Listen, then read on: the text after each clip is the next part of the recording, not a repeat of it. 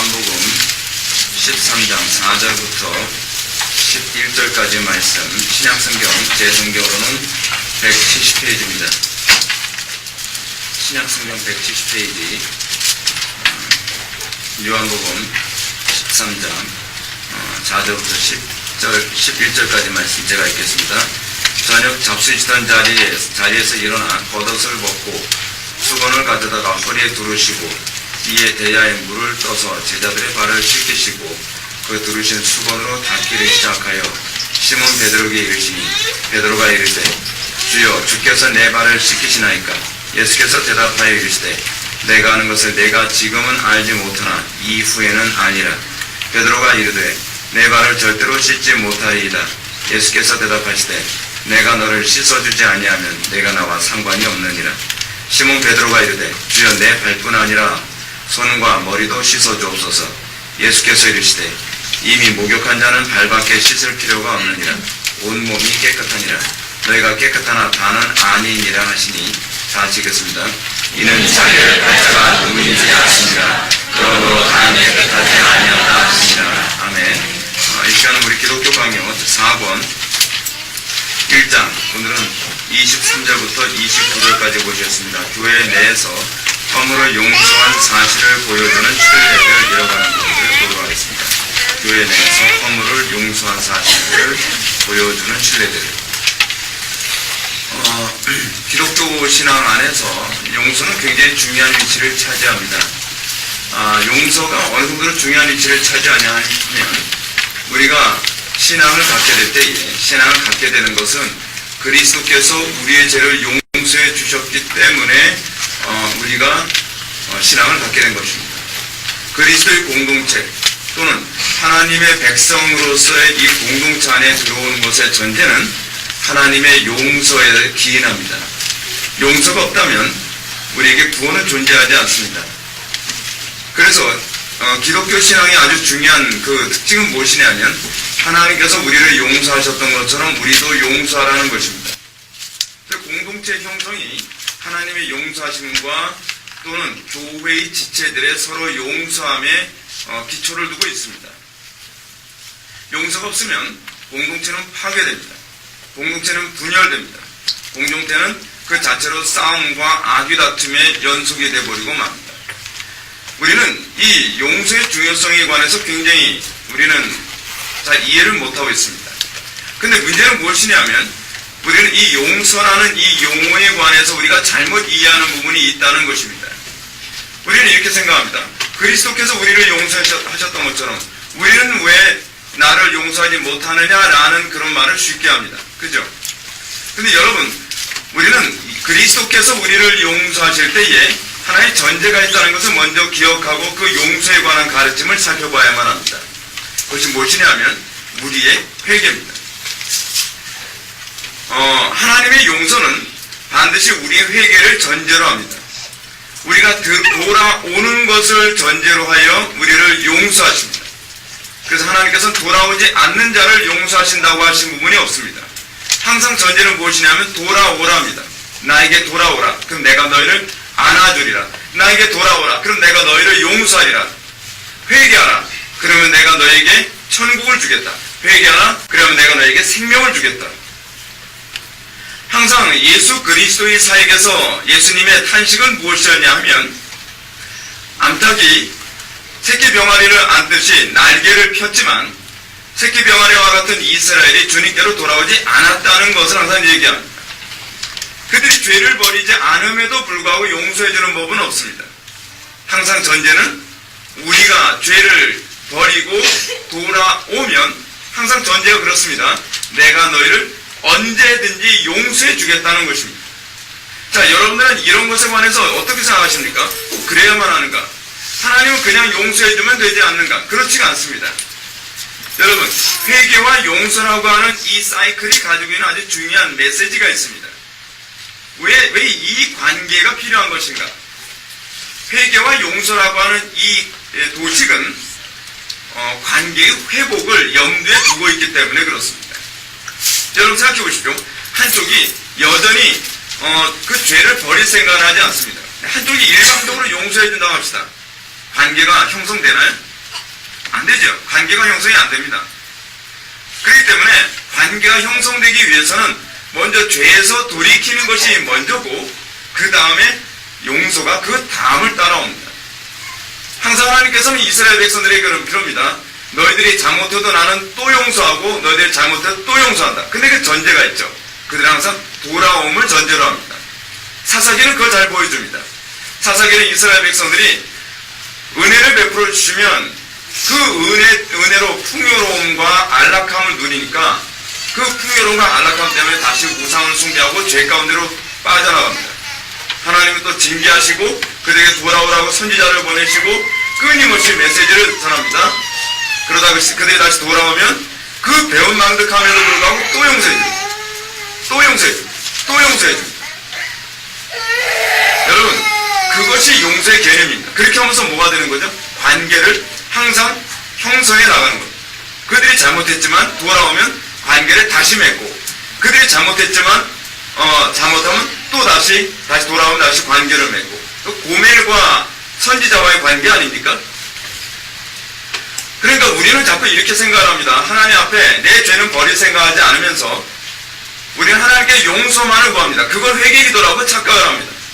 회개기도는 그게 아닙니다. 내가 죄를 버리오니 나를 받아주십시오가 회개기도예요. 옛날에 우리 아버지가 목회하시면서 굉장히 우리 아버지를 속삭였던 교인이 하나 있었습니다. 근데 그 교인은 맨날 속삭여요. 그리고 나서 하나님이 지적을 하시면 내가 또 잘못했구나 해서 엉엉 울면서 또 예배당에서 기도합니다. 근데 문제는 뭐냐면 하나님 잘못했습니다만 했지 하나님 돌이키겠습니다는 안 하는 거예요. 계속 그 잘못을 또 반복하고 또 반복하고 또 반복하고 또 반복하고 또 반복하고 또 반복하다가 하나님께서 지적하면 하나님 잘못했습니다만 했지 죄를 돌이키겠습니다는 안 하는 거예요. 그 왜 그러냐면 회개가 뭔지를 몰라서 그래요. 회개라는 것은 관계를 회복하기 위해서 하는 거거든요. 잘못했다라는 것이 아니라 내가 돌이키겠습니다라는 거예요. 그래서 구약에서는 회개라는 단어가 없어요. 구약에서는 주로 어떤 단어를 사용한다고요? 슈브라고 하는 히브리어를 사용하죠. return, 돌아온다, 되돌린다. 그게 바로 구약에서 얘기하는 회개의 개념이에요. 다시 돌아오는 개념이에요. 자, 우리는 이 회개와 관련해서 이 회개라는 단어를 어떻게 정의를 내려야 될 것인가. 여러분, 회개라는 단어를요, 우리는 자꾸 죄를 하나님 앞에 용서를 비는 것이라는 개념으로 이해하는 경향이 많이 있습니다. 근데 이게 이렇게 정의를 내렸을 경우에는 잘 안 맞아 떨어지는 케이스가 굉장히 많아요. 그러면 회개를 과연 어떻게 정의를 내리는 것이 옳겠는가? 그 부분에 대해서 제가 이제 묵상을 하는데 구약과 신약 전체의 일관성에서 한마디로 딱 정의가 가능한 회개에 대한 정의가 있습니다. 그것이 무엇인가 하면 회개란 하나님과 우리가 취해야 할 관계로 돌아오는 것입니다. 그게 회개예요. 하나님은 어떤 분이시죠? 창조주시죠. 우리는 어떤 존재죠? 피조물이죠. 여러분 한번 구약과 신약 전체를 다 보십시오. 항상 회개는 다 그 사이클이에요. 하나님이 하나님됨을 인정하고 내가 피조물이라는 걸 인정할 때 그거를 회개라고 인정을 해줘요. 하나님이 창조주시오 내가 피조물임을 인정합니다. 하나님이 남편이시고 내가 아내임을 내가 인정합니다. 하나님이 왕이시고 내가 백성임을 인정합니다. 하나님이 아버지시고 내가 아들임을 인정합니다. 그 하나님께서 그 우리와의 관계 안에서 규정한 그 규정 안으로 우리가 다시 돌이키는 것을 사실은 성경은 회개라고 규정을 하고 있어요. 우리가 아무리 하나님 앞에 잘못했습니다라고 용서를 구하는 기도를 한다 할지라도 하나님이 창조주임을 인정하지 않는 자에게는요, 사실 진정한 의미에서 왜 회개? 하나님께서 용서의 은혜를 안 보여주시지라고 하는 이 어려움을 자꾸 호소하는 거예요. 회개를 한 것 같은데 뭔가 후련하지가 않아요. 회개한 것 같은데 뭔가 하나님의 은혜가 임하는 것 같지가 않단 말이에요. 그 이유는 뭐냐면 여전히 하나님과 나와의 관계에서는 내가 신이지 당신이 신이냐라고 하는 이 줄다리가 계속 있고 내가 주인이지 당신이 주인이냐라고 하는 이 줄다리가 여전히 있고 내가 왕이지 당신이 왕이냐 하는 이 줄다리기를 여전히 버리지 못하고 있는 거예요. 여러분, 신약성경에서도요, 많은 사람들이 회개를 한다고 했을 때에 어떤 영에서는 병고침 받으러 왔는데 내가 네 죄를 사하여 주노라 라고 하는 이런 사이클이 나오기도 해요. 아니, 죄 문제는 전혀 언급도 안 했거든요. 중풍병자 얘기 제가 하고 있는 겁니다. 중풍병자가 다른 친구들에 의해서 부축을 받아가지고 치료를 받으러 왔는데 예수님이 뭐라고 말씀하시냐면 내 죄가 사함을 받았느니라 라고 얘기하고 있는 것이죠. 근데 그 말의 전제는 무엇이냐면 그들의 믿음을 보시고. 그럼 여러분, 믿음이 뭐라고 해야 될까요? 그 본문에서는 믿음의 정의를 전혀 내려주고 있지 않아요. 근데 그 믿음의 정의가 내려져 있지 않지만 구약과 신약 전체에서 규정하고 있는 믿음의 정의가 사실은 너무나 선명하게 있거든요. 뭐냐면 하나님만이 치료해 주실 수 있다. 예수님만이 치료해 주실 수 있다고 하는 그 관계. 그렇죠? 소위 예수님의 전능성을 인정하는 것. 하나님의 하나님 되심을 인정하는 것. 그것을 다른 말로 주의 주되심을 인정하는 것이라고 얘기할 수도 있습니다. 여러분, 하나님께서 끊임없이 여러분들 삶 속에 던지는 질문이 무엇입니까? 너의 삶의 주인이 나라는 거 인정해? 내가 너의 남편이라는 거 인정해? 내가 너의 아버지라는 거 인정해? 내가 만왕의 왕이라는 거 인정해? 여러분들 평소에 다 인정하는 것 같죠? 설교 들을 때 다 인정하는 것 같단 말이에요.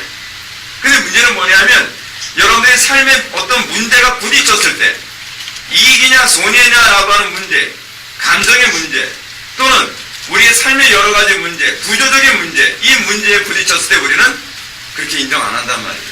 머리로는 인정하는 것 같은데 실질적으로 삶의 현장에서는 하나님이 왕이라는 거 우리 인정 안 하죠. 하나님이 주인이라는 거 인정 안 하죠. 하나님이 머리시고 우리가 몸이라는 거 인정 안 하죠. 하나님이 남편이라는 걸 인정하지 않죠. 왜 하나님께서 우리에게 끊임없이 여러 가지 어려운 환경을 허락하시죠? 우리의 신앙 고백을 묻기를 원하시는 거예요. 네가 진짜로 나를 남편으로 인정하니? 네가 진짜로 나를 왕으로 인정하니? 네가 진정으로 내가 나만이 참 하나님이심을 인정하니? 그건 무슨 표현이죠? 피조물과 창조주의 관계를 인정하냐에 관한 개념이죠. 그래서 여러분, 이 개념이 구약에서 선지자들에게 끊임없이 나오죠. 내가 남편일진데 너희가 어찌 아내로서 그렇게 바람을 필 수 있느냐, 이런 표현이 나옵니다. 내가 왕일진데 너희가 어찌 다른 타국의 임금에게 고개를 숙이느냐. 그렇지 않습니까? 하나님께서 우리들에게 끊임없이 던지는 것이 그거 아닙니까? 그래서 여러분, 기독교 신앙은요, 한마디로 딱 정의를 내리면 뭐냐면 관계예요. 관계. 그 관계를 위해서 우리에게 뭐가 임한 거죠? 칭의가 임한 거예요. 칭의는 하나님과 관계를 맺을 수 있는 신분이 주어지는 개념이거든요. 그러니까 우리가 예수를 믿고 나서 우리에게 나타나는 건 관계죠. 근데 흥미로운 건 무엇이냐면 우리가 하나님과의 관계가 회복되어지게 되면 하나님께서 규정하신 모든 관계를 인정하게 된다는 거예요. 하나님께서 정하신 방식으로 남편과 아내로 관계를 맺게 되어 있고, 하나님께서 정하신 방식으로 부모와 자녀와의 관계로 돌아오게 되어 있고, 하나님께서 정하신 방식으로 상전과 하인과의 관계로 돌아오게 되어 있고, 하나님께서 정하신 모든 관계 속으로 다시 돌아오게 되어 있다는 거예요. 자, 보십시오. 실제로 여러분들이 신약성경에서 복음서를 보게 되면 많은 죄인들이 회개하고 나서 어떤 현상이 나타나는지 아십니까? 하나님께서 규정하신 본래의 관계로 다시 복귀해요. 삭개오가 대표적인 케이스 아닙니까? 그 자리에 머물러 있지 않아요. 하나님께서 규정하신 그 관계로 다시 복귀하죠. 그래서 회개라고 하는 것은 어떤 식으로 열매를 맺냐 하면 인간과의 관계에서 올바른 관계로 열매를 맺는 거예요. 내가 하나님과의 관계를, 하나님의 어떠하심에 대한 그 관계를 인정했다고 함에도 불구하고 내가 남편을 남편으로, 내가 아내를 아내로 인정하지 않는다는 것 자체는 하나님을 그렇게 인정하지 않았다는 거예요. 하나님이 왕이시면, 하나님이 창조주시면, 그걸 인정했다면 하나님께서 명령하신 대로 이제는 관계를 다시 맺어야 되는 거 아니에요? 그러니까 그거를 율법이 그래서 뭐라고 규정하죠? 하나님 사랑, 이웃 사랑이라고 규정을 하는 거예요. 굉장히 논리적이죠. 근데 우리는 문제는 뭐냐면, 내가 하나님을 나의 왕으로 인정합니다. 하나님을 나의 남편으로 인정합니다. 하나님을 나의 창조주로 인정합니다. 하나님을 나의 머리로 인정합니다. 라고 하면서 실제적으로는 내 머리로 행동을 하죠. 내 방식대로 살아가고 있어요. 회개하고 있는 게 아니에요. 회개라고 하는 것은 하나님께서 규정하신 관계를 다시 다 복귀해 돌아오는 거예요. 복귀해 돌아오죠. 그죠? 그래서 내가 회개했을 때에 나타나는, 내가 하나님께로 내가 돌아왔다. 슈브. 내가 하나님께로 돌아왔다라고 하면은 반드시 나타나는 건 내가 사람들에게 관계 안에서 다시 뭐예요? 샬롬케. 그렇죠? 그래서 화평케 하는, 사람들과 하나님께서 나와의 관계에서 좀 소위 불합리해 보이는 관계랄지라도 그 관계를 하나님께서 규정하셨기 때문에 하나님께서 규정하신 방식으로 돌아오게 되어 있어요. 그것이 회개에 합당한 열매예요. 그 회개에 합당한 열매를 우리가 맺지 않으면서 내가 하나님께 회개했다라고 얘기하는 건 거짓말이죠. 거짓말하는 자라 라고 하는 예수님의 또는 사도들의 가르침은 적절하죠. 그래서 사람들과의 관계는 하나님과의 관계 반영이라고 얘기하는 것이 그래서 그런 거예요.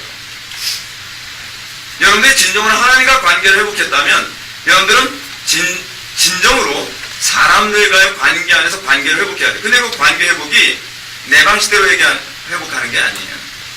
적절히 타협하고 적당히 비율을 맞추는 것이 아니라 하나님께서 규정하신 그 관계 안으로 돌아오는 거죠. 그래서 여러분 제5계명을 뭐라고 규정하죠? 제5계명 우리는 흔히 내 부모를 공경하라 라고 하는 그 말로 규정을 하지만 실제로 제5계명을 사도 바울은 에베소서 5장과 6장에서 뭐로 규정을 하냐면 모든 관계를 하나님의 방식대로 하라로 규정하고 있어요. 그렇죠? 그래서 에베소 5장 중반부터 하반부까지 사도 바울이 뭘 얘기하죠? 남편들아 아내를 사랑하라. 뭐냐 아내에게 먼저 명령. 아내들아 남편에게 복종하라. 그리고 그 다음에 남편들아 아내를 사랑하라. 그 얘기하고 나서 요번에 우리 수련회 때 내일 이제 또 그 얘기가 나오겠지만 이것은 신비로운 것이다. 이것은 하나님과의 관계를 얘기하는 것이다 라고 얘기를 해요. 에베소 5장 마지막 부분에. 그리고 6장으로 넘어와서 무슨 얘기를 하죠? 자녀들아 내 부모에게 복종하라. 그리고 또 뭘 얘기하죠? 하인들아 내 상전에게 복종하라. 그리고 상전들아 내 하인들을 사랑하라 라고 하는 그런 유형의 개념으로 쭉 나열을 하죠. 근데 여러분 바울이 이 5장과 6장에서 그 계명의 나열이 그 가르침이 10계명의 제5계명의 사도 바울의 관점이라는 것에 관해서 이견이 없어요. 신약학자들 사이에서. 그렇다고 한다면 우리가 하나님과의 관계 안으로 돌아오는 방법은 무엇인가? 그것은 하나님께서 규정하신 관계로 돌아오는 거예요. 그렇지 않아서 우리가 종교 통합 같은 것을 우리가 용납할 수가 없죠. 다른 종교를 포용한다? 그게 사랑이 아니에요. 사랑이란 또는 회개란 하나님께서 규정하시는 관계로 다시 돌아왔을 때 그것이 진정한 의미에서 회개라고 얘기하는 것이죠. 우리는 사랑이라는 것을 그러면서 잘못 정의를 내리고 있죠. 자, 그러면서 우리가 그렇게 회개했을 때에 하나님께서 뭐예요? 내가 용서한다라고 얘기합니다. 절대로 용서를 안 하는 법이 없다는 거예요. 근데 그럼 여러분 항상 이런 얘기 나오죠. 목사님 근데 이렇게 못 살겠던데요? 그렇죠. 맞습니다. 못 살아요. 근데 문제는 뭐냐면 여러분들에게 아직 남아있는 것이 뭐냐면 내가 이렇게 살 수 있다고 생각하는 것이 문제예요. 그래서 여러분들은 그렇게 살기 위해서 여러분의 의지를 동원하죠. 여러분들은 그렇게 살기 위해서 결단력을 사용하려고 애를 쓰죠. 근데 여러분 율법이 궁극적으로 목표로 하는 바가 뭐죠? 우리 힘으로는 결코 하나님께서 원하시는 올바른 관계로 돌아올 수 없다는 것을 끊임없이 깨달아 알게 하죠. 근데 우리는 아니라 그랬죠. 우리는 내가 율법을 지키면 살 수 있다고 자꾸 생각하죠. 무슨 소리야 목사님, 저는 이렇게 해서 부부관계 회복했어요. 가만히 들여다보면 부부관계 회복한 게 아니라 적당히 남편에게 맞춰주고 적당히 아내에게 타협을 한 거예요. 타협. 그래서 서로 싸움 안 하고 서로 갈등 안 하고 서로 그냥 I'm okay, you okay, everybody okay를 한 것뿐이라는 거죠. 근데 여러분, 우리가 양편이 다 정말 거듭난 사람이 아니라고 한다면 성경적으로 하나님께 원하시는 관계를 가려면요, 그 부부관계는 혹여나 전쟁일 수밖에 없어요. 기뻐할 수 있는 관계가 아니거든요. 그럼 우리 뭐죠? 하나님 말씀에 도무지 부부관계 안 되는데요. 하나님 말씀에 도무지 자녀를 양육을 못하겠던데요. 하나님 말씀에 도무지 부모에게 순종할 수 없던데요. 그렇죠. 없습니다.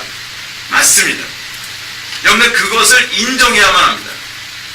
그것을 인정했을 때 여러분 비로소 뭘 사용하는 법을 배워요? 믿음을 사용하는 법을 배워요. 여러분들이 믿음을 사용하여 순종하지 않으면 항상 뭐가 나오죠? 내가 나오죠. 자기 의가 나오죠. 내가 이렇게 했다던데 그럼 그거 하나 못할까 싶고 우리 자꾸 그렇게 얘기한단 말이죠. 그럼 믿음으로 하지 않았다는 걸 잘 보여주는 거예요. 내가 철저히 무능하다는 걸 자각하는 거. 토탈 이너빌리티. 내가 철저히 무능하다는 것을 자각했을 때 우리는 비로소 믿음을 사용하는 법을 배우게 되죠. 믿음을 사용하는 것을 배웠을 때 우리는 어떻게 해요? 기도를 통하지 않고서는 결국 하나님 말씀에 복종할 수 없다는 것을 알게 되죠. 그래서 루터가 그 얘기를 한 거예요. 우리 지난번 루터가 뭐라고 얘기했어요? 기도 없이 그리스도인이 되려고 하는 것은 숨을 쉬지 않고 살려는 것보다도 불가능한 일이라는 거예요. 자, 그래서 요즘에 저도 개혁파 목회를 하고 있지만 우리 개혁파 교회들 향해서 제가 계속적으로 외치는 게 그거예요. 아니, 교리만 가르쳐서 어떻게 하나님 말씀대로 사냔 말이에요. 기도해야죠. 로이드 존스 목사님 말씀처럼 모든 교리는 사람을 기도하게 만드는 것이 정상이에요. 근데 기도하지 않고 교리만 배우면서 우리는 신앙생활을 얘기하죠. 그건 굉장히 심각한 문제가 있음이 틀림없습니다. 그리고 우리가 진정으로 성령님의 은혜를 받아서 내 힘이 아니라 하나님의 능력으로 주의 말씀을 준행하게 될 때에 그때 비로소 우리는 뭘 인정하게 되는 거예요? 하나님의 전능하심을 인정하기 시작합니다. 그게 진정한 회개에 도달한 것이죠. 그래서요, 그 회개에 합당한 열매가 나타나려면 믿음으로 하지 않으면 회개에 합당한 열매가 나타날 수가 없어요. 예수님이 삭개오가 하나님 말씀대로 예수님 말씀 내가 순종하겠습니다 했을 때, 야, 자신 너 결단이 대단한데? 그러지 않으셨어요. 성경에 나오는 그런 모든 인물들을 향해서 예수님이 뭐라고 말씀하시죠? 내 믿음이 너를 구원하였느니라. 그것은 그의 의지로 한 것이 아니라는 거예요. 그것은 그의 능력으로 한 것이 아니라는 거예요. 그것은 그의 지혜로 한 것이 아니라는 거예요. 그의 생리적인 성품으로 한 것이 아니라는 것이죠. 그건 뭐예요? 믿음으로 했다는 것이죠. 은혜로 했다는 것이죠. 그래서 내 믿음이 너를 구원하였느니라. 여러분들, 하나님의 말씀을 살지 못하는 것은요, 여러분들 절대로 핑계대지 마십시오. 의지의 문제가 아닙니다. 결단력의 문제도 아닙니다. 저는 원래 태어난 성격상 결단력이 약했어요. 저는 태어난 성격상 저는 의지가 약했어요. 저는 태어난 성격상 원래 게을러서 아니요. 그냥 성경은 아주 간단하게 규정하고 있습니다. 믿음이 없어서요. 믿음이 들어가면 비로소 그 말씀으로 순종하게 돼요. 그랬을 때 회개에 합당한 열매라고 얘기하는 거예요. 그렇죠? 그리고 그것을 보면서 내 죄가 사함을 받았느니라 라고 해요. 왜 예수님이 그런 표현을 사용하시죠? 내 죄가 사함을 받았느니라. 이런 표현이 왜 나오는 것이죠? 그 이유는 네가 이제 드디어 하나님의 신됨을 네가 인정했구나 라는 얘기예요. 그렇죠? 내 힘으로 내가 뭔가 선행을 하려고 하고 내 힘으로 뭔가 내가 율법을 지키려 하고 내 힘으로 내 의지로 뭔가 하나님 말씀을 살려고 막 애쓸 때 하나님이 그거 기특하게 보질 않아요. 넌 여전히 네가 하나님인 줄 알고 있구나. 넌 여전히 네가 대단한 존재인 줄 착각하고 있구나. 아직 멀었다. 자기가 비로소 천부여 의지 없어서 손들고 옵니다. 내 힘으로는 주의 말씀대로 살 수 없고 내 힘으로는 선을 행할 수 없고 내 힘으로는 내가 아무것도 할 수 없음을 인정합니다. 주님, 나에게 믿음을 주시고 나에게 능력을 주십시오. 그리고 그 믿음과 그 능력 안에서 주의 말씀에 순종했을 때 예수님이 비로소 인정하시는 거예요. 그래, 비로소 네가 하나님의 하나님 되심을 인정하는구나. 네가 피조물이라는 걸 이제야 깨달았냐. 네가 피조물이라는 걸 이제 인정하는구나. 네가 하나님을 아버지로 인정, 아버지와 아들과의 관계 그거 아닙니까? 어린아이와 같이 하나님께 순종하고 아버지에게 얘기하면 아버지가 아들을 위해서 다 들어줌. 그죠? 그 관계. 근데 우리는 내가 하나님과의 관계에서 어떻게 살려고 그러죠? 난 하나님 당신 없어도 난 얼마 전에 살 수 있어요. 그러니까 이게 깨지지 않으면, 이 부분이 부서지지 않으면 여러분은 아직 믿음이 무엇인지를 잘 모르는 거죠. 그리고 하나님께서는 그것을 알도록 하기 위하여 끊임없이 우리에게 고난을 주시고 믿음이 아니면 순종할 수 없는 환경을 우리를 몰아가시는 것이죠. 여러분, 이걸 규정하지 않으면 여러분들은 회개가 뭔지 전혀 모릅니다. 회개가 뭔지 모르면 용서를 모르는 것이고 용서가 뭔지 모르면 여러분 구원하고 아무 관계가 없습니다.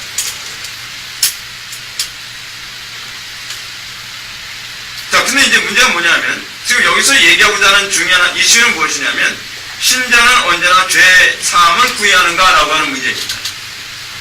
여러분, 우리는 잘못 알고 있는 것이 하나 있습니다. 그것이 무엇이냐면 우리는 우리가 예수를 믿을 때 과거, 현재, 미래의 모든 죄가 다 용서를 받기 때문에 우리는 더 이상 하나님 앞에 죄 용서를 구할 필요가 없다라고 생각하는 겁니다.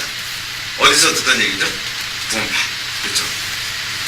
이 파 하게 되면 굉장히 세 보이지 않습니까? 기존파, 무슨 파, 구원파. 근데 우리는 또 개혁파예요. 구원파의 문제는 무엇이냐면 구원파는 괜히 또 이런 얘기였어요. 구원파는 한 번 하나님께 용서를 받았으면 과거, 현재, 미래의 모든 죄 다 용서받았기 때문에 더 이상 용서를 구할 필요가 없다는 거예요. 여러분, 어설프게 하는 게 이래서 위험하다는 거 여러분 알고 계십니까? 선무당이 사람을 잡는다는 말이 바로 이거라는 거 여러분 알고 계십니까? 제가 왜 여러분들에게 그 교리나 신앙을 알게 하는 데 있어서 어차피 정확하게 제가 하고 그걸 가르치려 애를 쓰는 이유가 무엇이냐 아십니까? 진리의 특징은 뭐냐면 비슷한 건 가짜예요. 진리는 딱 맞아야 그것만 진리예요. 구원파에서 얘기하는 것처럼요. 우리는 과거, 현재, 미래의 모든 죄를 다 용서받았습니다. 믿습니까? 아멘 해야 돼요, 여러분. 이건 사실이에요, 이거는요. 이거는 성경의 가르침이에요. 근데 문제는 과거, 현재, 미래의 모든 죄를 다 용서받았기 때문에 이제는 내가 용서를 구할 필요가 없다. 이거는 이단이에요. 이렇게 가면. 근데 여러분 알고 계세요? 어떤 유명한 신학자도 그 동영상 강조하는 거 들었는데 제가 깜짝 놀랐어요. 그분도 이렇게 가르쳤어요. 그러니까 자꾸 어떤 문제가 발생하냐면 기독교가 남들이 봤을 때 구원파하고 구분이 안 되는 거예요. 여러분, 어떤 목사님 아들이 구원파에 빠졌습니다. 제가 언니가 얘기했었던 적이 있었던 것 같아요. 구원파에 빠졌는데 아버지가 그 아들을 앉혀놓고 막 야단을 치는 거예요. 너 거기가 어딘지 알까? 거기 이단이야. 거기 너 구원파 못 들어봤어? 근데 이제 그 아들이 이런 얘기합니다. 아빠, 근데 아빠도 그렇게 가르치시잖아요. 아빠도 한 번 구원받은 사람은 절대로 지옥 안 간다며. 한 번 구원받은 사람은 더 이상 회개할 필요 없다며. 거기서 똑같이 가르쳐요. 근데 할 말이 없는 거예요. 장로교 신학이 여러분 얼마나 깊은지 아십니까? 장로교 신학은 학교에서 축구나 하면서 시간 때우고 나서 졸업장만 받고 나면 이렇게 가르쳐요. 근데 그렇지가 않아요. 그럼 성경은 우리에게 뭐라고 가르치죠? 우리는 끊임없이 회개와 죄 용서를 구해야 된다는 거예요. 그것이 어디 나오죠? 오늘 본문에 나오는 것이 대표적인 케이스죠. 여러분들 잘 아는 그 세족식 사건. 여러분, 교회에서 성도들 발 닦아주라고 지금 이 성경 본문이 기록된 게 아닙니다. 이 떼레스디아스 그래서 이렇게 하니까 이 좀 약간 정신 나간 교회에서 교인들 눈물 빼놓으려고 자꾸 감동 주겠다고 그 교인들 발 닦아주고 또 여자 성도님들은 또 발만 닦아주면 또 이제 담임 목사님부터 시작해서 부교자들 딱 앉아가지고 허리에 수건 두르고서 이렇게 발 닦아주면 그냥 수돗물 틀어놓은 것처럼 눈물 쾅쾅 솟습니다. 우리 담임 목사님 제발을 그래서 전나서부터 뭐 수세미를 빡빡 밀고 오죠. 그래서 은혜 받았다는 거예요. 오늘 은혜 받았다. 은혜 받았다는 게 뭔지도 모르면서 은혜 받았다. 그게 은혜가 아니에요. 예수님이 왜 발 닦아주셨어요? 예수님이 발 닦아주신 이유가 뭐예요? 한 번 구원받은 사람은 발조차 씻을 필요 없다라고 하는 그 사고방식 깨뜨리기 위해서요. 자, 오늘 본문에서도 봅시다. 예수님께서 제자들의 발을 씻기니까 7절에 보면 예수님께서 대답하여 이르시되 내가 하는 것을 내가 지금은 알지 못하나 이후에는 아니라 베드로에 이르되 내 발을 절대로 씻지 못하시리이다. 예수께서 대답하시되 내가 너를 씻어주지 아니하면 내가 나와 상관이 없느니라. 이제 보십시오. 발 닦는 것 내가 닦는 거예요? 아니면 예수님이 씻기시는 거예요? 예수님이 씻기시는 거예요. 목사가 씻기는 게 아무 의미가 없어요, 여러분. 죄 용서에 관한 얘기예요. 죄 용서에 관한 얘기. 날마다 우리가 죄의 씻김을 받지 않는다고 한다면 나는 예수님과 관계가 없다. 목사님이 발 씻겨주면 안 돼요. 그럼 이단이에요. 이단이 될 수도 있어요. 왜냐하면 목사님이 예수님의 자리에 앉는 거거든요. 왜냐하면 이건 죄 용서에 관한 문제가 되기 때문에. 내가 내 죄를 사하여 주노라라고 하는 선언과 별반 차이가 없는 사건이에요. 이 사건이에요. 굉장히 무게감이 있는 사건이란 말이죠. 그러니까 베드로가 그러지 않습니까? 베드로 항상 오버하잖아요. 주여 내 발뿐 아니라 손과 머리도 씻어주옵소서. 예수께서 이르시되 됐다. 그렇죠? 뭐라고요? 이미 목욕한 자는 발밖에 씻을 필요가 없느니라. 온몸이 깨끗하니라. 무슨 얘기죠? 이게 바로 세례의 개념입니다. 세례의 개념. 세례가 뭐죠? 세례? 씻을 세자에 예식 예자 쓰죠. 죄가 다 씻겼다는 거예요. 내 죄가 다 씻겼기 때문에 머리나 손까지 샤워까지 할 필요는 없다는 얘기죠. 그렇죠? 그럼 진정으로 세례의 정신, 내가 날마다 내가 하나님께 내가 죄 용서를 죄 씻음을 받은 사람이라고 한다면 그것이 날마다 삶 속에서 무엇으로 외적으로 드러나느냐? 날마다 죄 씻음으로 나타나요. 죄 씻음으로. 죄 씻음이 뭐로 나타나나요? 하나님 잘못해서 용서해서 그런 죄 씻음이 나타나나요? 그 개념이 아니죠. 죄 씻음이라는 개념을 제가 다시 한번 말씀드릴게요. 회개와 관련됐다 그랬어요. 하나님과의 관계를 날마다 회복해 나가는 거예요.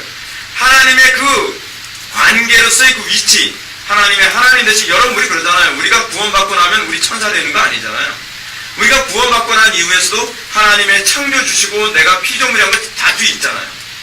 하나님이 아버지 되시고 우리가 아들 되는 거 자주 있잖아요. 하나님이 왕이시고 우리가 백성이라는 거 자주 있잖아요. 그럼 우리 또 죄를 짓고 죄 졌다는 게 무슨 얘기예요? 하나님과의 관계를 깨뜨렸다는 얘기예요. 그래서 죄의 정의가 뭐예요? 하나님과 관계를 단절시키는 거잖아요. 그래서 관계 단절이라는 거예요. 하나님과 규정한 관계. 여러분 보십시오. 여러분 사람들끼리 서로 관계 어떨 때 관계 단절됩니까? 단편인 예로 학생하면 관계 단절되는 거예요. 형과 동생과의 관계를 지켜주지 못하면 관계 단절되는 거예요. 절교죠, 절교. 남편과 아내와의 관계, 하나님께서 규정하시는 관계 안 지키면 거기서 관계가 깨지는 거예요. 직장에서 상사와 그 아랫사람과의 규정된 관계가 있는데 그 관계 안 지키면 관계가 깨지는 거죠. 그죠? 여러분, 교인들과 목사와의 관계가 있어요, 여러분. 교인들과 목사와의 관계가 편한 관계라서 그 관계를 깨뜨리면 그 뭐예요? 사실 하나님과의 관계를 깨뜨린 것으로 규정되는 거예요. 그렇기 때문에 우리가 이 관계가 깨질 때마다 어떻게 해요? 하나님께 죄 용서를 구하는 거죠. 죄 용서를 구하면 어떻게 해요? 죄를 씻겨주시죠. 죄를 내가 씻김 받았다는 걸, 내가 죄 용서 받았다는 걸 어떻게 알 수 있죠? 여러분 세신야 예배교육 때 배웠죠. 가르치는 사람이 잘못 가르쳤으면 또 못 배웠다고 우기는 사람이 있을 수도 있어요. 죄 용서를 받았다는 개념이 뭐로 나타나요? 관계보로 나타나요. 하나님께서 정하신 관계로 내가 지키죠. 근데 문제는 뭐냐면 세상은 내가 하나님과 규정한 관계 안에 있게 되면 세상하고 충돌이에요. 충돌도 그냥 충돌이 아니라 정면 충돌이에요.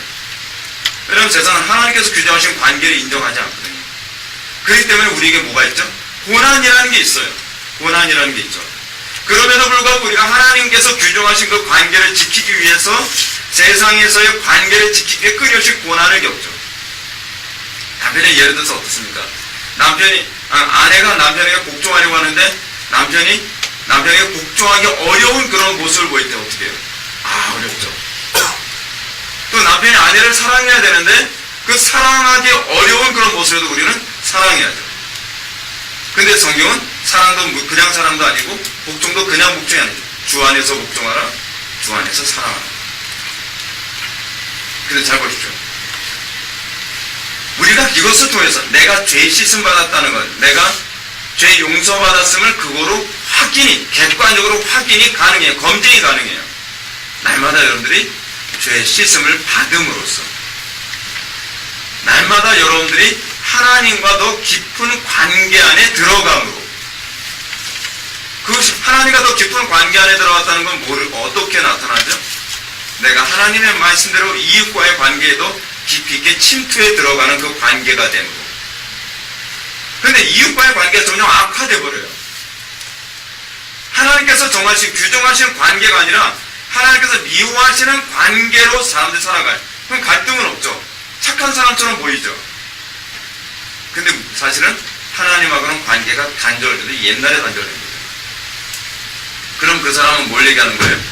죄 씻음을 받은 적이 없을 가능성이 아주 농후하다는 것을 가르치고 있는 거예요.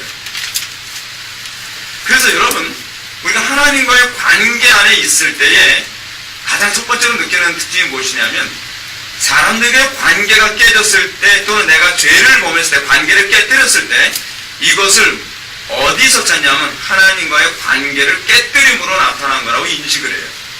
이게 여러분들이 중생했다면 나타나는 특징이에요. 그래서 이웃과의 관계를 다시 회복하고자 애를 쓰는 이유가 바로 거기에 있는 거예요. 하나님과 불편한 관계에 있는 것이 힘들기 때문에. 어디서 나온 얘기죠? 다윗이 시편 51편 4절에서 뭐라 얘기합니까? 우리아의 아내 바세바를 범했어요. 그리고 우리아를 암살했어요. 근데 다윗이 그 부분에 관해서 뭐라 얘기합니까? 내가 주께만 범죄하였나이다. 내가 하나님과의 관계를 깨뜨렸기 때문에 이웃과의 관계가 깨진 것입니다. 죄를 씻어 주십시오. 그래서 다윗이 시편 51편에서 그 얘기하지 않습니까? 나의 죄를 용서해 달라고 하나님께 구하다는. 그것이 진정으로 하나님께 죄 씻음을 받은 사람의 특징이죠. 근데 하나님께 죄 씻음 받지 않은 사람들의 특징은 뭐냐면 하나님께 용서하는 회개 기도를 안 해요. 날마다 이웃과의 관계를 위해서 애쓰질 않아요. 항상 하나님의 뜻대로 관계를 맺는데 별로 관심이 없어요. 그리고 그렇게 하나님께서 미워하시는 그 관계를 계속 진행해 나가는데 별로 불편해하지 않고, 그것을 계속 지적받고 있음에도 불구하고 그 지적받고 있는 것에 관해서 마음을 강팍하게 하죠. 오늘날 너희가 그의 음성을 듣거든 너희의 마음을 강팍하지 말라라고 했는데, 우리는 끊임없이 하나님과의 관계에 대해서 우리는 어떻게 이래도 천국은 가겠지. 아니에요. 오늘 여기서 얘기하는 것처럼 이미 목욕한 자는 발밖에 씻을 필요가 없느니라. 우리가 이미 목욕했다면 날마다 예수님께 발 씻김을 받아야 돼요. 목사한테 씻김 받으러 오지 마세요. 여러분들 발을 씻겨줄 의지가 전혀 없어요. 여러분들이 경건에 아무 유익이 되지 않아요. 여러분, 불편한 관계를 계속 지속할 수 있습니까? 우리는 이 관계를 회복하기 위해서 그래서 어떻게 해요? 예수님께서 그런 말씀하시죠. 너희가 만약에 제사를 드려, 마태복음 5장을 합시다. 그냥 본절을 봅시다. 마태복음 5장.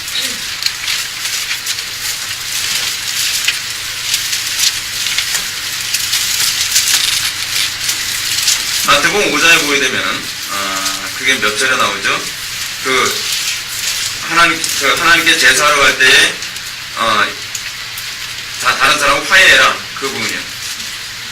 몇 절인지 찾은 사람씩 얘기해보세요. 네? 23절. 한번 봅시다. 그러므로 예물을 제단에 드리려다가, 예물을 제단 드린다. 여러분, 아까 제가 말씀 안 드렸는데, 그래서 여러분, 하나님의 관계를 다시 회복한다는 개념, 그 관계, 하나님께서 설정하신 관계 속으로 들어온다는 개념을요, 한 단어로 뭐라고 얘기하냐면, 그게 예배예요. 그걸 예배라고 한 단어로 규정을 해요.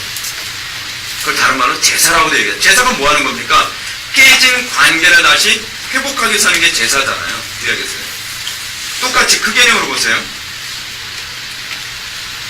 그러므로 예물을 제단에 드려다. 다시는 예배하러 가다가 거기서 내 형제에게 원망 들을 만한 일이 있는 것이 생각나거든. 뭐의 관계가 깨졌다는 걸 얘기하죠. 그럼 예물을 제단 앞에 두고 먼저 가서 형제와 화목하고 그 후에 와서 예물을 드리라. 이게 여러분 우리가 하나님께 날마다 죄 씻음 받은 자에게 나타나는 특징이에요. 이 부분이 너무 중요하다 보니까 제가 지금 이 부분만 가지고도 굉장히 얘기를 좀 많이 하는데, 지금 여기서 칼빈이 얘기하고자 하는 내용들은 사실 뭐냐면, 노바티아누 스파 사람들이 한 번 회개하고 죄 용서 받은 사람이 끔찍한 죄를 지면 그 사람 지옥 간다, 뭐 이런 식으로 규정한 것에 관해서 노바티아누 스파의 그 주장이 틀렸다는 걸 논중해주고 있는 것이 23절에 관한 내용입니다. 그래서 24절과 25절 그리고 26절에서는 다 뭘 얘기하냐면, 아니다, 하나님께서는 이 모든, 그러니까 구원받은 사람들이 죄를 범한다 할지라도 지속적으로 회개할 때마다 하나님께서는 매번 회개를 받아주시고 용서해 주셨다. 그걸 위해서 논증해 주고 있습니다. 그래서 여러분 보게 되면 24절 봅시다. 구약시대에 범죄한 신자들에게 베푸신 긍휼, 그래서 이제 율법서에 증거해가지고서 율법서에서도 범죄한 사람들을 어떻게 용서해 주는가를 잘 얘기해 줍니다. 그래서 다윗에 관한 단편의 예를 들면서, 다윗이 여러분들 40페이지를 한번 봅시다. 40페이지 첫 번째 패러그래프, 첫 번째 패러그래프라고 하면 위에서 한 8번째 줄 되는 그 문장이죠. 다윗은 어떠했던가? 그의 공의를 시행하는 우두머리가 된 후에 정욕의 눈이 오도 무지한 피를 흘리는 악을 범하지 않았던가? 그는 이미 거듭난 상태였고 거듭난 자들 중에서도 주의 놀라운 칭찬을 받고 있었다. 그런데도 그는 그런 범죄를 저질렀고 그러고도 용서를 받았다. 그렇죠? 여러분, 우리는요 끊임없이 범죄를 저지르는, 무슨 얘기냐면 끊임없이 관계를 깨뜨린다는 거죠. 자, 그래서 예수님께서 하신 말씀 또는 사도들의 가르침이 그거예요. 공동체 안에서 허구한 일어나는 일이 그거예요. 공동체 안에서 교회의 지체들과 허구한 일어나는 일이 뭐죠? 관계가 깨졌다 붙었다, 깨졌다 붙었다, 깨졌다 붙었다. 근데 관계가 깨졌을 때의 관계를 회복하는 방법이 뭐예요? 용서라는 거죠. 근데 문제는 뭐냐면, 나는 예를 들어서 이러지 않습니까? 부부관계 대판 싸우는데 저 사람이 뭐 용서해 줄 때까지 뭐 기다리는 거, 그렇게 해서 관계 회복되지 않죠. 여러분, 관계 회복은 어디서 시작되죠? 미안해 라는 말을 하면서. 근데 미안해로 안 돼요, 사실. 여러분, 우리는 왜 우리는 미안해 말 한마디도 우리가 힘든지 아십니까? 용서받는 게 그만큼 힘들다는 걸 우리에게 보여주는 거예요. 여러분, 우리는 간혹가다 있죠. 난 매번 잘못하고 저 사람은 그냥 나는 잘못했다는 말 안 했는데도 계속 용서해 주길 바라는 그런 관계 있잖아요. 그런데 사실은 올바른 관계가 아니에요. 성경이 규정한 관계가 아니에요. 성경이 규정한 관계는 어떤 관계죠? 내가 이 잘못을 다시 범하지 않을게요. 그런 의지를 가지고 미안해 소리를 하는 거예요. 예를 들어서 이렇게 얘기합시다. 우리가 구약에 나오는 얘기. 고멜이 전문적으로 바람을 피죠. 전문적으로 바람을 피워요. 바람을 피고 돌아오면 그 다음에 용서가 일어납니다. 바람을 피고 있는 상태에서는 용서가 되지 않는 거죠. 이스라엘 백성들이 끊임없이 우상 숭배를 하고 있는 상태에서는 용서가 되질 않아요. 용서는 성립되지 않아요. 사사기에서도 본 것처럼 우상 숭배하다가 하나님 잘못했습니다. 우리가 우상 숭배했습니다. 우리가 영적 간음을 했습니다. 우리가 교만했습니다. 다시는 안 그럴게요. 다시는 안 그럴게요. 이 전제로 하나님께 용서를 구하는데 하나님께 용서 잘 안 해주시죠. 죽기 살기로 매달리고 죄를 뒤집어 쓰고 베옷을 입고 막 옷을 찢고 그럴 때에 사사기에서 뭐라 합니까? 하나님께서 또 마음이 약하셔서 용서해 준다는 그런 비슷한 유형의 표현 나오죠. 그리고 이렇게 용서해 주십니다. 왜 그렇게 하실까요? 용서를요, 마치 한국교회 교회도 이러지 않습니까? 상습적으로 잘못을 범하고 나서, 상습적으로 죄를 범하고 나서 하나님께 용서 구할 때 이렇게 기도합니다. 하나님 아시죠? 에이, 미안해요. 어쩔 수 없습니다. 그건요, 용서가 안 돼요. 장난하는 겁니까? 이건 도대체 뭐 때문에 하나님께 용서를 비는 거죠? 내 양심 편안하자고 용서 구하는 거 아니에요? 자기는 그 죄를 버릴 마음이 없어요. 자기는 그 죄를 버릴 마음이 없는데 그냥 내 양심 편하자고. 그래서 하나님께 잘못했어요. 하나님 그렇게 쪼잔한 건 아니시잖아요. 용서했어요? 용서해 주셨죠? 그거 아니에요. 용서라는 것이 이렇게 쉽게 되는 게 아닙니다. 용서하는 게 얼마나 힘들게 되는 건데. 왜 용서가 힘들게 되도록 하나님께서 하셨냐? 그렇게 해야 그 죄를 또 반복해서 짓지 않거든요. 학을 띠게 만듭니다. 학을 띠게. 그래서 여러분, 요번에도, 미처 다 드러났는데, 요번에 제사를 쓰고 보게 되면 여러분 제사를 할 때 어떤 제물로 이 죄 용서에 대한 제물을 바칩니까? 바쳐도 그만, 안 붙여도 그만, 있어도 그만, 없어도 그만인 거로 여러분 용서를 위한 제물 드리지 않습니다. 허리가 휘청할 정도의 제물을 드립니다. 왜 그렇죠? 그만큼 회개라는 게 어렵고 그만큼 죄에 대한 대가가 끔찍하다는 학습적인 효과를 위해서. 그래야 어떻게 해요? 다시 죄를 지려고 해도 한 번이라도 더 생각할 게 아니에요. 물론 하나님 그래도 또 용서를 가면 또 용서해 주시죠. 근데 그 용서를 70번씩 7번씩이라도 용서를 해 주시지만 용서를 그렇게 가볍게 구하지 말라는 거예요. 여러분 말 함부로 팍팍 내뱉고 나서 하나님 잘못했어요. 제가 하나님께서 그렇게 창조하셨잖아요. 알면서 실수를 상습적으로 하고 다른 사람들에게 상처를 상습적으로 주면서도 하나님께 그렇게 창조하셨잖아요. 지금 농담합니까? 장난치는 건가요? 하나님께 그런 식으로 하는 게 아니죠. 우리가 이 죄가 얼마나 끔찍하고 얼마나 고통스러운 것인지 느끼고 하나님께서 얼마나 슬퍼하셨는지 느끼면서 그래서 하나님 내가 연약해서 이 죄를 저질렀습니다 할 때는 어떻게 해요? 믿음으로 이 죄를 끊고자 하는 씨름을 하기 시작하죠. 근데 여러분 용서를 구하되 간절히 구하지 않은 사람의 특징은 뭐예요? 믿음을 안 구해요. 이 죄를 이길 정도의 믿음을 구하지 않죠. 믿음의 성장과 발전이 없어요. 맨날 똑같은 다람쥐 쳇바퀴 돌리듯이 맨날 똑같은 행동과 똑같은 잘못을 계속 반복하는 거예요. 그래서 자기는 용서받았다고 생각해요. 왜냐하면 하나님께 용서를 구했으니까. 근데 용서가 그런 식으로 주어지는 게 아니에요. 절대로 그렇지 않습니다. 여러분 신약시대에 범죄한 신자들에게 베푸시는 긍휼 이런 부분을 여러분들 읽어보시면 되고요. 그리고 여러분 27절 죄악된 교회들을 향한 하나님의 풍성한 긍휼. 하나님께서 갈라디아 교인들이 잘못했고 고린도 교인들이 잘못할 때도 어떻게 해요? 27절 위에서 5번째 그러나 이 두 교회 모두 주님의 긍휼하심에서 제외되지 않았다. 부정함과 음행 온갖 방종 가운데 있어서 다른 이들보다 더 많은 죄를 지은 바로 이들에게 사도는 회개하라고 분명히 촉구하고 있는 것이다. 여러분 용서를 얘기할 때 꼭 뭘 언급하죠? 회개를 얘기해요. 회개. 그러니까 여러분들이 이렇게 들으시면 돼요.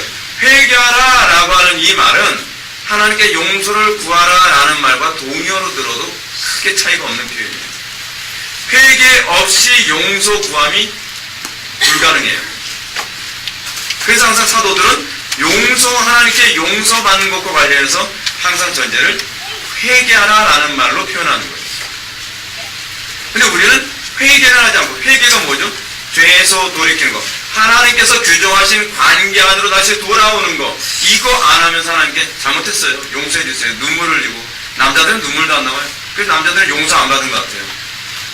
용서는 눈물을 흘려야 되는 게 아니에요. 우리는 그래서 어떻게 해요? 한 시간 정도 눈물 쏙 빼고 시원하다. 하나님께 용서해 준다. 여러분, 그건 자기 생각이에요. 자기 카타르시스예요. 용서가 뭐로 나타나요?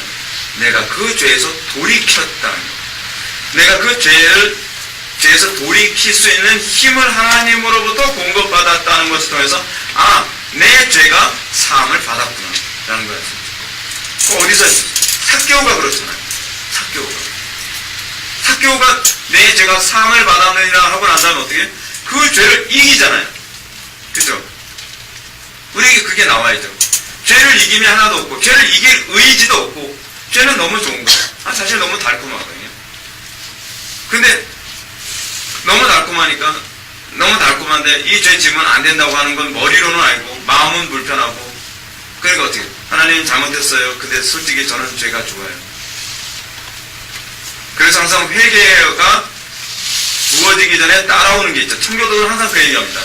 항상 성령께서 그 죄를 조명하시는 것. 그것이 뭔지 알아요. 내가 이성적으로 죄라는 걸 아는 건 큰 의미가 없어요. 이 죄가 얼마나 심각한 죄인지, 이 죄가 얼마나 하나님을 아프게 한 죄인지, 이 죄가 얼마나 다른 지체들을 괴롭게 한 죄인지에 관한 이 인식이 먼저 와요. 이 인식 안 하면 여러분들이 진짜 죽기 살기로 회개기도 안 합니다. 형식적으로만 하죠. 그리고 그 다음에 이 죄와 씨름을 하는 과정이 먼저 그 다음에 와요. 그리고 이 죄로부터 돌이키면서 비로소 회개가 가능해지죠. 그래서 하나님께 회개기도 한다는 거예요. 하나님, 이 죄에 다시는 범하지 않게 해주십시오. 은혜를 주십시오. 믿음을 주십시오. 그렇게 기도하는 가운데에 확신이 오고, 그런 가운데 그 죄를 이긴 증거가 나타날 때, 내 죄가 사함을 받았구나. 이랬을 때 여러분 비로소 뭐예요? 구원의 감격이라는 게 와요. 우리에게 왜 예수 믿는데 구원의 감격이 없어요? 예수 믿는데 맨날 얼굴에 무슨 그 다크서클만 가득해가지고서 다니는 이유가 어디 있어요? 죄를 이겨본 경험이 없으니까 그런 거 아니에요. 죄에 맨날 놓여서 맨날 그 죄에 상습적으로 맨날 그 죄에 또 졌어요. 맨날 그러니까 맨날 얼굴에 기쁨이 없이 맨날 시커매어 다니잖아요. 근데 여러분, 날마다 죄를 이겨보십시오. 감격이 있죠. 그래서 다윗이 시편 52편에서 뭐라 얘기합니까? 나를 주님 앞에서 멀리하지 마시고 주의 성령을 내게서 거두지 마옵소서. 그 구원의 기쁨 다시 회복시켜 주시고, 죄에 눌리고 나니까 구원의 감격이 없는 거예요. 구원의 기쁨이 없는 거예요. 그 죄로부터 해방되고 났을 때 비로소 다시 구원의 감격과 구원의 기쁨이 오게 되는 것이죠.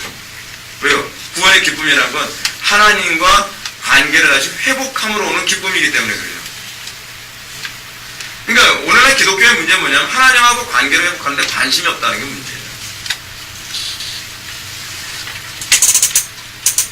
그리고 하나님께서는 내가 너희를 용서한 것처럼 너희도 서로 용서하라고 요구하죠. 근데 그 용서는 어떻게 해요?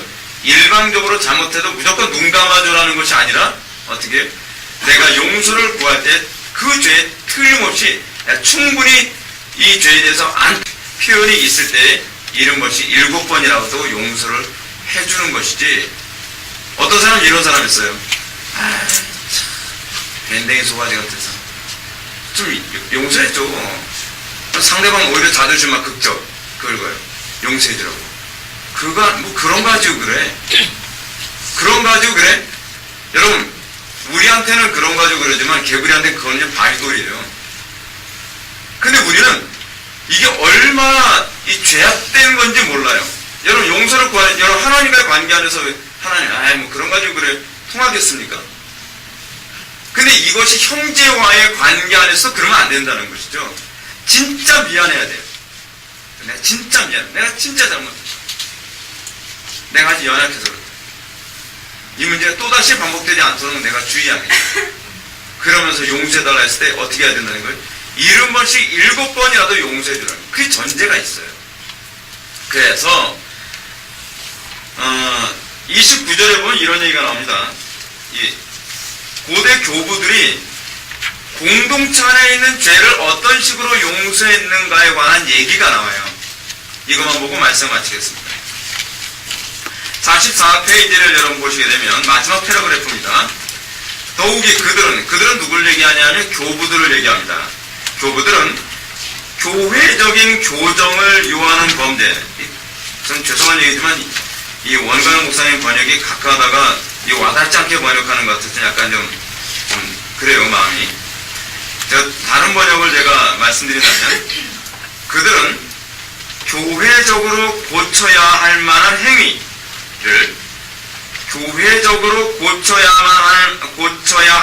행위를 범한 자들에 대해서는 사면이라는 말보다는 용서라는 말이 더 와닿는 편이에요. 범죄한 자들에 대해서는 용서가 매우 어렵도록 만들었다.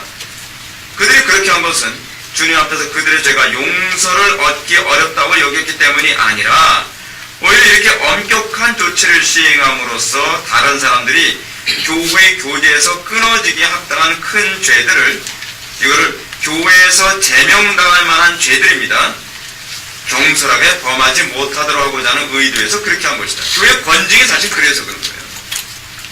여러분 권징당할 때 얼마나 자존심 상합니까? 자, 우리 교회에서도 어떤 그 집사님이 우리 교회 그 개척한 지 한 6년 됐을까요? 그때 권징을 할 수밖에 없었는데 그때 그 40대 집사님, 여자 집사님을 권징석에 앉히고 그리고 주보에다가 권징 공고를 하고 그리고 이름을 거명하고 그 죄에 대해서 구체적으로 얘기하고 그래서 권징을 했을 때에 그 사람이 얼마나 자존심 상하겠어요. 얼마나 괴롭겠어요. 그렇죠? 근데 여러분 왜 교회에서 이렇게 엄격한 권징을 시행했는지 아십니까? 그렇게 해야 함부로 죄를 범하지 않기 때문입니다. 교회에서 여러분 크게 잘못한 게 뭔지 아십니까? 사랑 타령 때문에 웬만한 잘못을 다 덮어달라는 거예요. 사랑은 뭐 모든 허물을 덮는 데나? 그 허물은 그런 허물이 아니에요. 근데 그런 얘기를 하는 사람이 정작 자기한테 말실수하거나 자기한테 조금 잘못한 사람이 허물을 하나도 덮어주지 못하면서 그런 얘기를 하잖아. 그 얘기가 아니에요. 교회 공동체의 질서를 해치고 그리고 정말 그 믿음에 치명상을 입히거나 또는 다른 연약한 지체들의 믿음에 어려움을 줄 경우에는요, 그건 덮어주는 문제가 아니라 이 죄가 얼마나 큰 죄인지를 공개적으로 치리함으로써 다른 사람들도 그 죄에 빠지지 않도록 만들고 그 사람도 또다시 그 죄를 반복적으로 짓지 않도록 하기 위한 거예요. 여러분 하나님께서 우리에게 여러분 자녀처럼 대화하시는 방식이 하나 뭔지 아시죠? 우리에게 징계하시는 거예요. 여러분 제가 자녀를 양육할 때 그럽니다. 아이들한테 먼저 잘못을 하면 너 이거 잘못했지? 라고 하는 것에 대해서 이유와 타당성을 인정을 받아요. 네, 이거 잘못했어요. 그 다음에 매를 들죠. 근데 매를 어떻게 들죠? 아니 인정을 했는데 매를 왜 들어요? 인정을 했어도 매를 드는 이유가 있죠. 이 죄가 얼마나 치명적이고 고통스러운 것인지 또다시 반복해서는 안 되는 죄인지를 알게 하기 위해서 징계를 하는 거예요. 하나님도 그래서 그래요. 하나님이 다윗이 범죄했을 때 너 죄 깨달았어? 그래 깨달았으면 됐어. 아유, 다시 그러지 마. 그러지 않아요. 모든 신학자들의 공통적으로 얘기하는 것이 뭐냐면 다윗에게 교육적 효과를 주기 위해서 하나님께서는 그에게 징계를 내리신 거예요. 소위 권징이에요. 그것이요. 근데 어떻게 권징을 하셨죠? 7일 하셨죠? 소위 우리식으로 따지면 다리 몽둥이 완전히 김들어 놓은 거예요. 다윗이 우리의 아내 밧세바를 범했기 때문에 너의 아내들도 백주대낮에 겁탈을 당할 것이다. 10명 넘는 여자들이 겁탈을 당했죠. 그리고 밧세바와의 관계 안에서 태어난 아들은 내가 안 살려주겠어. 걔는 죽일 거예요. 하나님께서 목숨을 걷어가세요. 그리고 네가 우리아를 죽였기 때문에 그에 대한 대가를 또 치러야 돼. 그래서 다윗이 어떻게 합니까? 자기 아들의 압살롬에 의해서 쫓겨다니는 신세가 되는 거예요. 하나님께서는 다윗이 범죄할 때마다 얼마나 무섭게 징계하는지 몰라요. 다윗이 인구조사했을 때 어떻게 했습니까? 야, 너 왜 그랬니? 한 번만 눈 감아줄게. 그러지 않아요. 다윗이 인구조사한 것에 관해서 하나님께서 묻죠. 그 책임을요. 어떻게 할래? 너 왜 교만 떠면서 인구조사했니? 셋 중에 하나 선택해. 전염병으로 칠까? 전염병으로 맞을래? 아니면 전쟁으로 맞을래? 그러니까 대적들한테 쫓기는 거로 맞을래? 그러면서 선택을 요구하잖아요. 다윗이 뭐라고 얘기합니까? 주님, 저는 주님이 그래도 제일 자비롭다고 생각합니다. 대적들에게 쫓기는 것보다 주님께서 직접 치시는 재앙으로 맡겠습니다. 불평 하나도 안 해요. 여러분, 진짜 신자가 그거예요. 징계했다고 궁시렁대고 반박하고 반발하고 나 더러워서 나는 권징 안 받겠다? 여러분, 신앙이 뭔 줄 압니까, 여러분?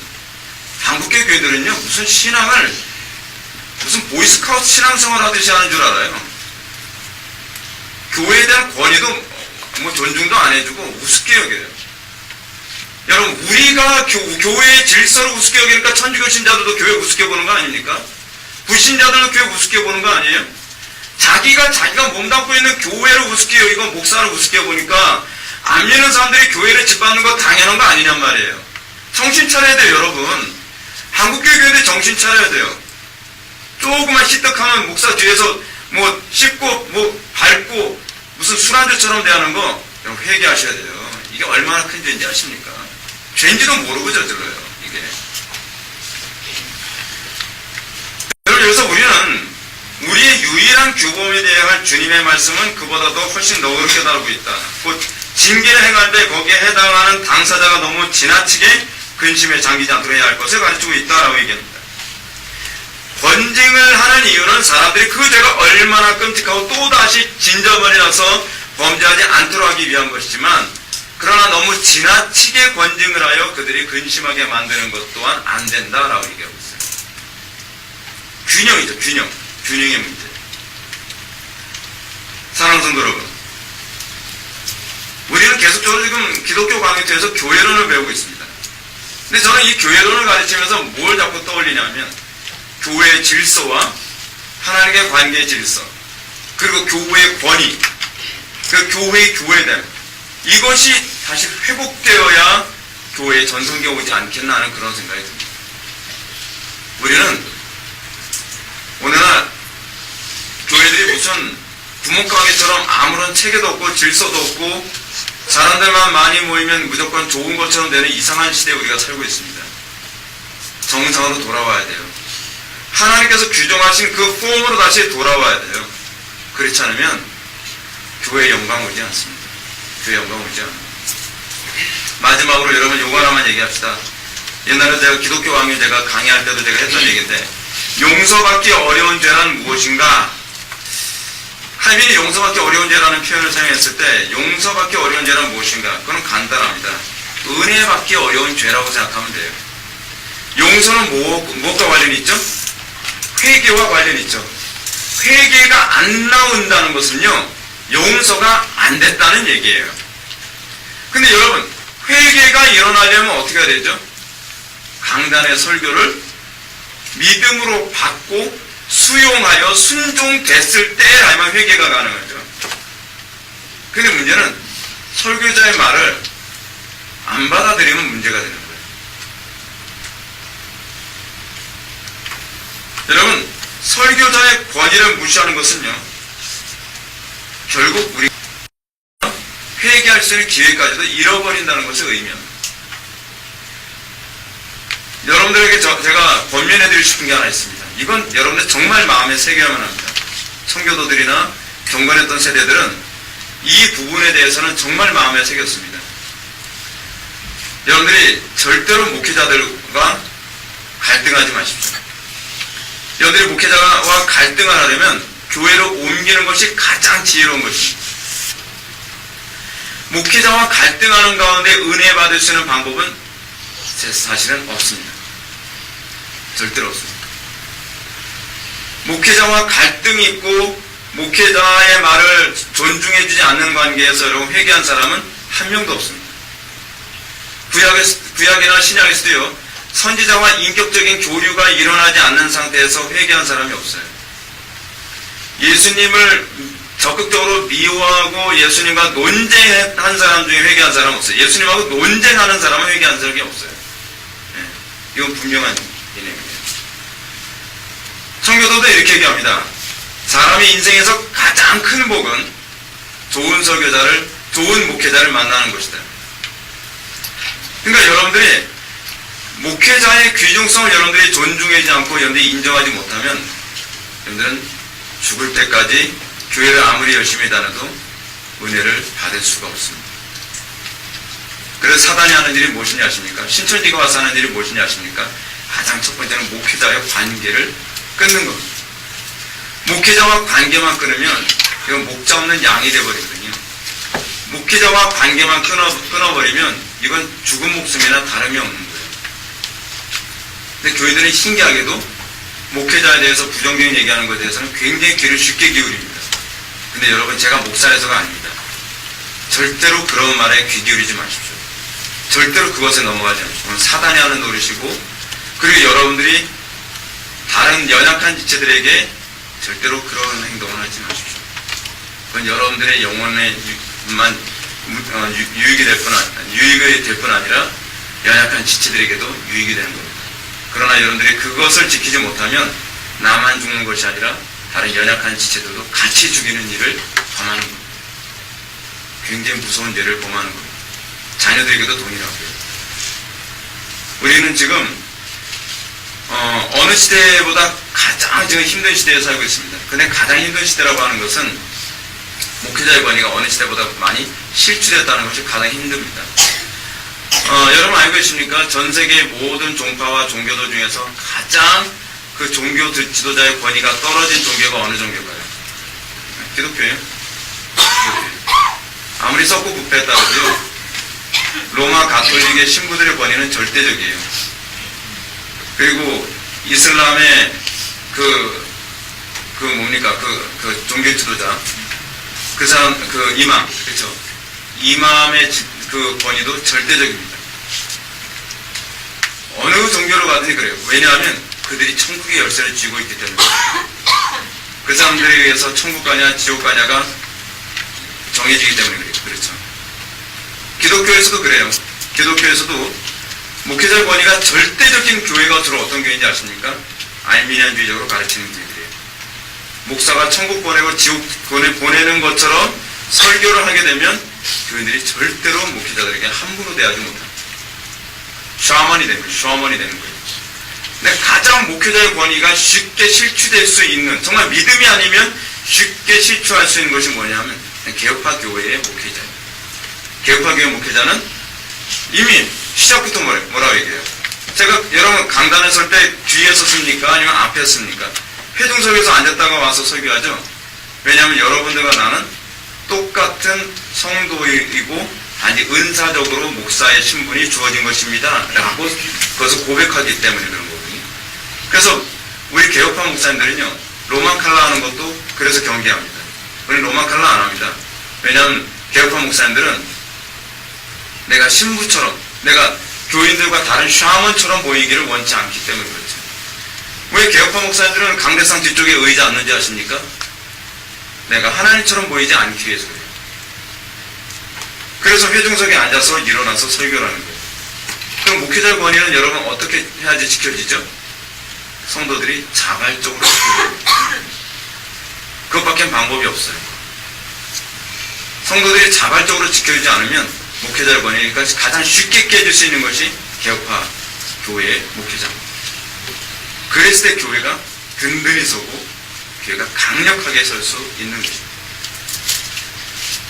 우리가 오늘 시간 이 죄 문제, 용서의 문제에 관해 살펴봤습니다. 이번에서 철저히 묵상하시고 반드시 기억해야 될 것은 똑같은 죄를 반복해서 짓지 않기 위해서 몸부림치는 사람, 날마다 그 죄를 씻기 위해서 몸부림치는 사람, 그런 사람이 진정으로 죄 용서 받은 사람임을 여러분들이 잘 기억하시면서 나에게 그런 열매가 항상 나타나기를 하나님께 구하기를 바랍니다. 다 같이 기도하고 찬양하면서 우리 성도 기도하겠습니다. 기도하겠습니다. 사랑이 많으신 하나님 아버지, 이 시대는 교회 위기에 있습니다. 거짓된 교회들은 더욱더 권위적으로 나가고, 그리고 바른 교회들은 더욱더 권위가 실추돼가며 분열되고 갈등하는 그런 모습이 우리가 살고 있는 이 시대의 모습입니다. 아버지 하나님, 교회의 교회됨이 바로 설 수 있게 하여 주시고, 무엇보다도 정말 우리가 죄 용서를 구하기만 하는 것이 아니라 그 이전에 우리가 진정으로 회개하며 하나님과의 관계를 회복하고, 그리고 그 관계 회복이 이웃과의 관계의 회복으로 나타남으로 우리가 날마다 그의 합당한 열매를 맺고 구원의 감격 속에 살아갈 수 있도록 은혜를 베풀어 주옵소서. 이제 내일부터 수련회가 시작됩니다. 우리가 단순히 행사로 갔다 오는 것이 아니라 철저히 회개하고 각성함으로 완전히 변화되고 새 사람이 돼서 돌아올 수 있는 수련회가 될 수 있도록 성령을 충만하게 부어 주옵소서. 예수님의 거룩하신 이름으로 기도드립니다.